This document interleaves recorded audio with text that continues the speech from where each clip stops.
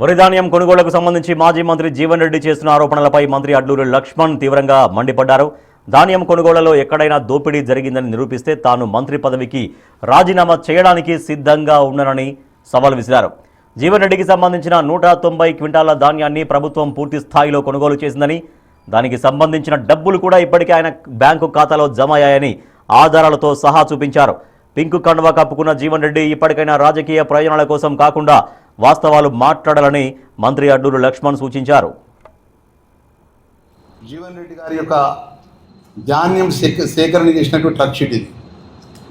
వారు మీడియా ముందు నాయి 10 కిలోలు కట్ అయినాయి, నాయి 5 కిలోలు కట్ అయినాయి, నాయే అయినాయి అని చెప్పి మాట్లాడండి. ఈ కాపీ కూడా మీకు ఇస్తాం. దీంట్లో ఆ యొక్క తాటిపర్తి జీవన్ రెడ్డి గారు సుమారు 190 క్వింటాల వరిధాన్యాన్ని కొనుగోలు చేయడం జరిగింది. ఆ 190 క్వింటాల వరిధాన్యానికి నేరుగా వాళ్ళ అకౌంట్లో డబ్బులు కూడా జమ చేయడం జరిగింది.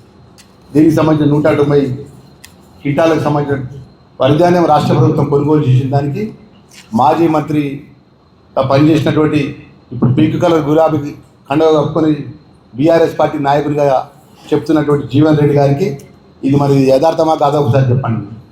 మళ్ళీ ఏమంటాడు, ఇసుక గురించి మాట్లాడతాడు. అదనిపిస్తుంది మాకు. ఆ స్థాయిలో ఉన్న వ్యక్తి ఇసుక గురించి మాట్లాడు, ఇసుకకు మాకేమైనా సంబంధం అండి?